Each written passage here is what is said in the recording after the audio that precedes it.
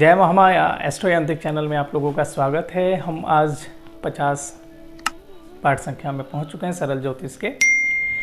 हम लोग चंद्रमा के जो भाव हैं उस पर बात कर रहे हैं कि चंद्रमा किस भाव में होगा तो क्या फल देगा।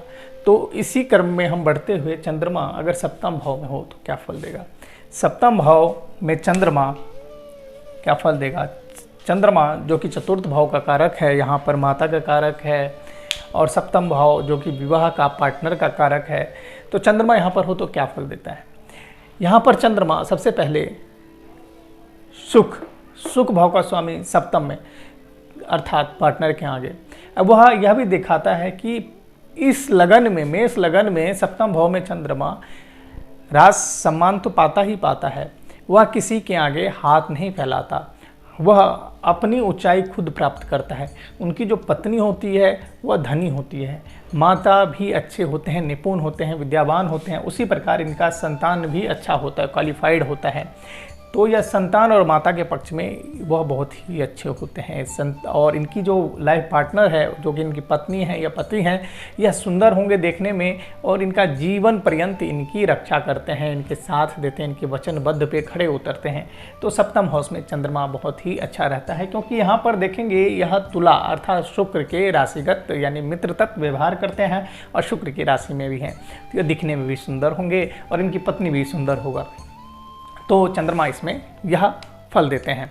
अगर यहाँ पर सूर्य आ जाए, सूर्य जो कि पंचम हाउस में स्वामी हैं, और सूर्य और चंद्रमा का जो युति है वह कार्तिक मास में सूर्यास्त के समय जन्म होने पर होता है। यहाँ पर होने से पांचवा भाव जो कि विद्या का है, संतान का है, प्रेम का है, तो इसमें ये महारथी होते हैं, यह अच्छे रिजल्ट देता है। यहाँ पर यह भी देखता है कि यह पूर्ण एक ज्योतिषी होते हैं, इनको संतान से बहुत अच्छा फायदा होता है, राज सरकार से, राज दरबार से फायदा होते हैं, वक्ता बहुत अच्छे होते हैं। यह कह सकते हैं किसी भी चीज़ के ऊपर ये बैलेंस के साथ बात करेंगे, क्योंकि सप्तम अर्थात तुला बहुत ही संयमी राशि है। तो यहाँ पर यह होने पर बहुत अच्छे होते हैं। चंद्रमा के बाद यहाँ पर मंगल आ जाए तो मंगल यहाँ पर देखेंगे सप्तम में सूर्य के बाद यहाँ पर अगर मंगल आ गए तो मंगल देखेंगे यहाँ पर मांगलिक योग का निर्माण करते हैं। लेकिन चंद्रमा के साथ मंगल मेष लगन में, जो मेष लगन में मंगल है वह अमंगल नहीं करता, अर्थात उसका अशुभ तो फल नहीं रहता है, क्योंकि यह लग्नेश है। लग्नेश चतुर्थ हाउस केंद्र भाव में भी चंद्रमा के साथ हो जाने के कारण यहाँ पे मांगलिक दोष का स्वतः परिहार होता है। चंद्रमा प्लस मंगल यहाँ पर स्वतः परिहार होता है किसका, मांगलिक दोष का। अगर आप सोच सकते हैं, अगर कोई ज्योतिष के पास कुंडली लेके जाते हैं, चतुर्थ हाउस में मंगल है, अगर वो मांगलिक कह दे मेष लगन में, तो समझ जाइए कि उसको कितना नॉलेज है। तो वहाँ पर वो क्या फलित कर सकता है, वो क्या देख सकता है आपके बारे में। तो यहाँ पर देखेंगे सप्तम हाउस में मंगल, तो वैसे ही बोलते हैं कि मैरिड लाइफ बहुत खराब है, लेकिन यहाँ पे स्वतः परिहार हो जाता है। मंगल यहाँ पे महालक्ष्मी योग का निर्माण करता है, तो आपको वैवाहिक जीवन से, विवाह से बहुत ही धन की लाभ होता है, लाभ मिलता है आपको, जो कि ससुराल से भी बहुत लाभ मिलेगा। हाँ, यहाँ पर वाणी दोष जरूर हो सकते हैं कि वाणी में थोड़ी सी तीक्ष्णता आ जाती है थोड़े बहुत, तो थोड़ा सा संयम रखने की आवश्यकता है। यहाँ पर यह भी देखा गया कि आपको गले से रिलेटेड या टॉन्सिल से रिलेटेड समस्या होने की संभावना रहती है। तो मंगल के बाद अगर बुध आ जाए तो देखेंगे, अगर बुध सप्तम भाव पर किसी अन्य ग्रह की, जो कि क्रूर ग्रह संज्ञक है, सूर्य हो गए, मंगल हो गए, शनि हो गए, इनकी और या राहु केतु की दृष्टि ना पड़े इस पर, तो विवाह आपका 21 वर्ष 18 से 21 वर्ष की एज में इनका विवाह हो जाता है। चंद्रमा और बुध ससुराल से अच्छा मिलता है, आपकी जो पत्नी होती हैं, जया होती है, वो सुंदर होती हैं, यह रिजल्ट अच्छा मिलता है, देखने को मिलता है, पराक्रम मिलेगा, फायदा मिलेगा, भाई बहनों से संबंध अच्छे मिलेंगे, यह अच्छा रिजल्ट देता है। बुध के बाद गुरु आ जाते हैं तो गज केसरी योग का निर्माण होते हैं।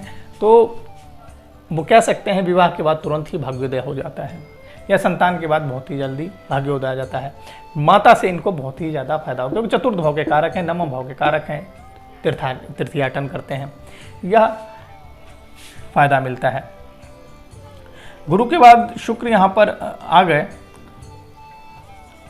तो क्या फल देंगे। यहाँ पर शुक्र आ गए तो द्वितीय और सप्तम हाउस के स्वामी हैं, और यहाँ पर सप्तम भाव में ही आ गए तो यह दो स्त्री के साथ, कहा जाता है कि दो स्त्रियों के साथ इनका संसर्ग होता है, दो स्त्रियों के साथ इनकी संपर्कता बढ़ती है।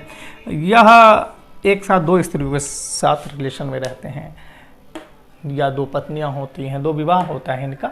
चंद्रमा और शुक्र मेष लगन में सप्तम भाव में हो तो शनि आ गए तो यहाँ पर माता और पत्नी के थ्रू इनको लाभ मिलता है और इनका प्रेम संबंध सही रहता है, शश योग का निर्माण करता है। तो यहाँ पे धनागमन दोनों तरफ से होते हैं। इनकी पत्नी होती है वह भी कार्य शैली में उनकी प्रभावित होती है या कार्य क्षेत्र कार्य करती है इनके साथ मिलकर।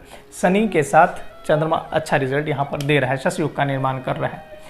राहु आ जाता है तो मतभेद होते हैं, जीवन साथी के साथ मतभेद होता है, पार्टनर के साथ मतभेद होते हैं, या कोई भी कभी कभार अचानक ही इनका मन उचाट हो जाता होगा और यह आपको अकेला फील करते हैं। राहु और चंद्रमा। केतु आ गया तो यहाँ पे केतु उससे भी ज़्यादा खराब है, विच्छेद करवा देते हैं। विच्छेद का भी देखेंगे, विच्छेद करवा देंगे। मेष लगन में राहु और केतु और चंद्रमा। मारपीट होता है, पार्टनर के साथ मारपीट कर लेते हैं, लड़ाई कर लेते हैं, हड्डी से रिलेटेड प्रॉब्लम वहाँ पर हो जाता है। अस्तु, यह चंद्रमा का सप्तम भाव में फल है। चंद्रमा अगर अष्टम भाव में हो तो क्या होगा? अष्टम भाव यहाँ पर चंद्रमा के लिए नीचगत राशि है। अष्टम भाव यहाँ पर बीमारियों के बारे में बात करें तो ऐसी बीमारी जो रहस्यमय बीमारी होते हैं, जल तत्व ग्रह है, जल तत्व राशि है, तो यहाँ पर कुछ ग्रहों के साथ मिलने पर यह टीबी से रिलेटेड भी बीमारी दे सकते हैं, या कह सकते हो आपके डायबिटीज़ या किडनी से रिलेटेड भी समस्या यहाँ पर देखा गया है। चंद्रमा अगर अष्टम भाव में हो मेष लगन में तो क्या फल होगा? यहाँ पर देखेंगे जातक बिल्कुल सीरियस देखेंगे, जातक को जब भी देखेंगे तो वह सीरियस रहेंगे, कहीं ना कहीं वह रोग से डरता होगा, एक्सीडेंट से डरते होंगे कि एक्सीडेंट ना हो जाए, रोग ना हो जाए, मृत्यु ना हो जाए, या मंगल या राहु भी अच्छे ना हो यहाँ पर इस लगन की कुंडली में, तो जातक सुसाइड तक भी कर लेता है इस कुंडली में। तो थोड़ा सा इधर देखने वाली बात होगी कि किस भाव में किस ग्रहों की युति में या क्या फल देंगे। तो विशेष इसका फल कथन तो अन्य ग्रहों की दृष्टि संबंध या और ग्रहों का भाव स्थान बल देखा जाएगा, तभी हम उस पर फलित अच्छे से कर पाएंगे।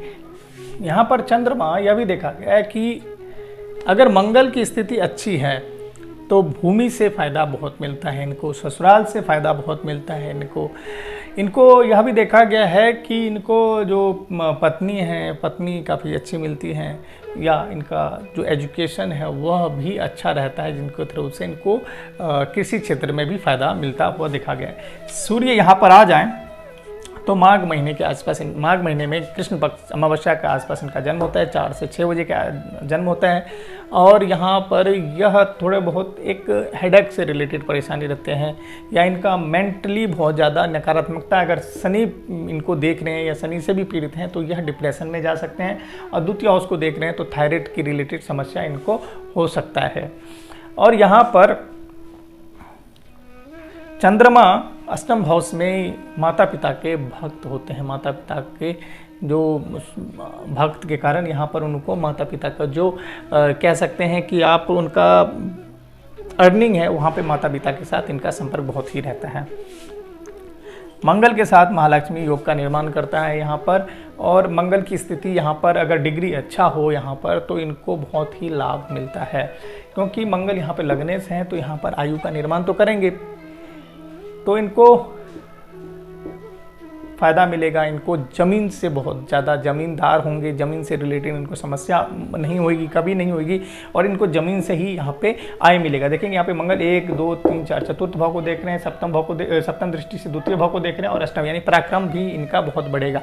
थोड़ी बहुत इनको गले से रिलेटेड प्रॉब्लम या दांतों से रिलेटेड प्रॉब्लम यहाँ पर होता है मंगल और चंद्रमा। यहाँ पर अगर बुध आ गए तो क्या देगा? यहाँ पर तृतीय हाउस, छठे हाउस का स्वामी अष्टम भाव में होने से इनको विष भोजन हो सकते हैं, या फूड पॉइजनिंग काफ़ी बार होगा। नहीं तो विष के शिकार भी हो सकते हैं। इनको थोड़ा बहुत अपने पेट से रिलेटेड समस्या पर ध्यान रखने की आवश्यकता है। इनके शत्रु बहुत होंगे और इनको मारने के लिए कुछ भी उपाय कर सकते हैं। अगर इनका लग्नेश अच्छा है तो फिर कोई कुछ नहीं बिगाड़ सकता है इनका। गुरु यहाँ पर आ गए तो इनका भाग्य भंग होगा। भाग्य भंग होगा तो कोई भी कार्य करने के लिए इनको जो मेहनत है वो दोगुना चौगुना करना पड़ सकता है, तब जाके इनको रिजल्ट अचीव्ड होगा। बाकी ग्रह पर भी ये डिपेंड करते हैं।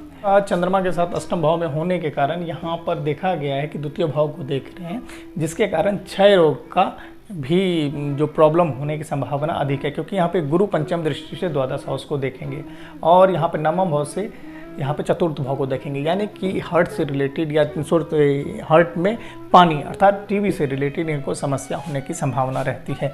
शुक्र आ गया या शनि आ गए यहाँ पर। शुक्र में देखेंगे कि इनको द्वितीय हाउस और सेवंथ हाउस पार्टनरशिप से लॉस हो सकता है, ठेकेदारी में इनको प्रॉब्लम होगा, इनकी जो पत्नी है वहाँ पर इनका वैमनस्य हो सकता है, वहाँ पर इनका कह सकते हैं कि रिलेशनशिप में दरार यहाँ पे शक के बदौलत हो सकता है। यहाँ पर शुक्र का होना अच्छा रिजल्ट नहीं देता है।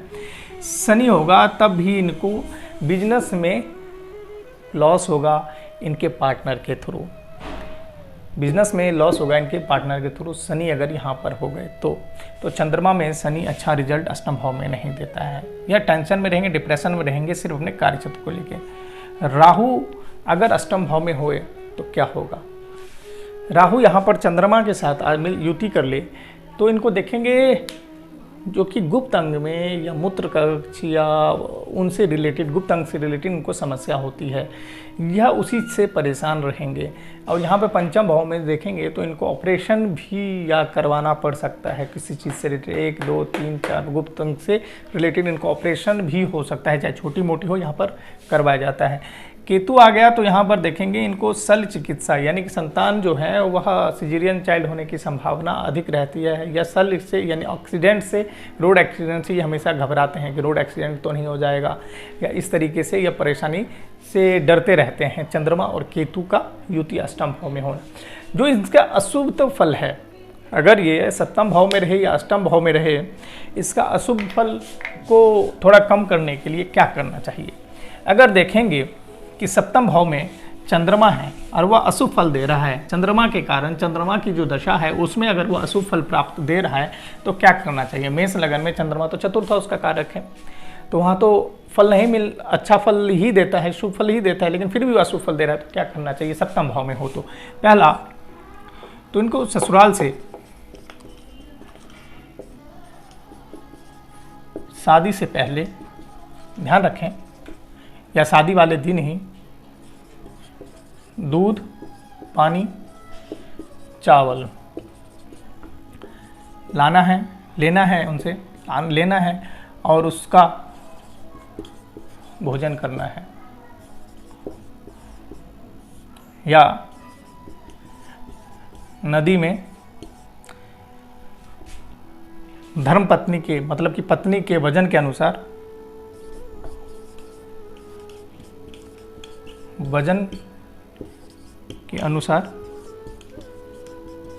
प्रवाह करना है।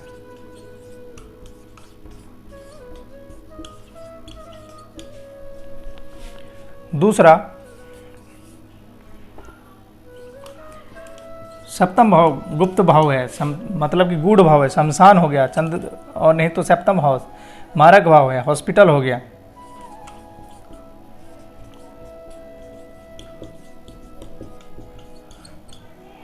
पानी लगाएं, फायदा देगा। तृतीया चंद्र यंत्र धारण करें, अन्यथा चंद्र का बीज मंत्र पढ़ें। यह सप्तम भाव में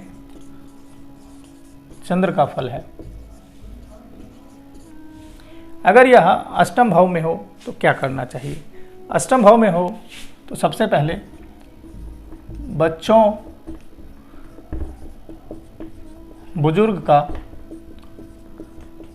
पैर धोएं या उनकी सेवा करें। दूसरा, रात को दूध नहीं पीना चाहिए।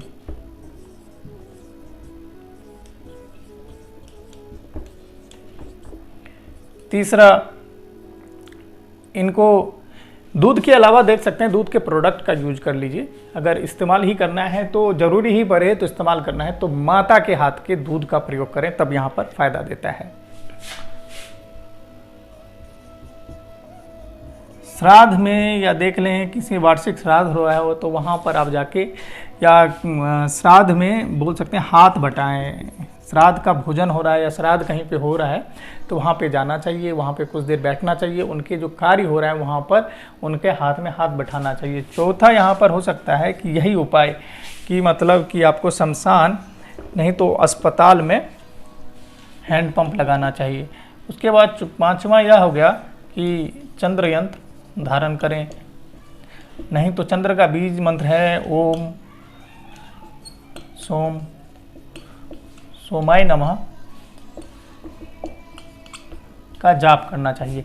इससे यह जो चंद्रमा का अशुभ फल है वह उसका प्रभाव कम हो जाता है, जो कि मेंटली अगर चंद्रमा आपका अष्टम भाव में नीच भाव में हो जाए या चंद्रमा पीड़ित हो जाए तो आपका मन से जो रिलेटेड समस्या है वह उठ जाती है, वह बढ़ जाता है। तो उसको कम करने के लिए चंद्रमा को स्ट्रॉन्ग करना बहुत ही आवश्यकता हो जाता है। हम सप्तम भाव में हैं तो मैरिड लाइफ से रिलेटेड हमेशा परेशान रहेंगे। अष्टम भाव में हो गए तो हम हेल्थ से रिलेटेड, हम किसी अन्य चीज़ से रिलेटेड पर परेशान रहेंगे जिसका समस्या हम दूसरे को भी बता नहीं पाते हैं। इस तरीके से काफ़ी टाइम में ऐसा हो जाता है कि हम अपनी समस्या दूसरे को नहीं बता पाते हैं और अंदर ही अंदर घुटते हुए चले जाते हैं। तो चंद्रमा अगर इस तरीके से है तो आपको अशुभता फल दे रहा है तो उसको शुभ करने के लिए कुछ उपाय हैं, उसे करना अति आवश्यक हो जाता है। आशा करता हूँ कि आप पाठ को क्रमवाइज पढ़ रहे हैं और ज्योतिष को सरलता से समझ रहे हैं और जो कि फलादेश है उसके जो सूत्र है उसको भी समझ रहे हैं, किस प्रकार से कौन से भाव में किस प्रकार का ग्रह हो तो वह किस प्रकार का फल देता है यह भी आसानी से समझ आ रहा होगा। तब तक के लिए यही कहूँगा कि आप अगर पाठ पर नए हैं तो चैनल को सब्सक्राइब कर लीजिए, जिससे आपके पास आने वाले वीडियो का लिंक जैसा समय पहुँच जाएगा। तब तक के लिए धन्यवाद।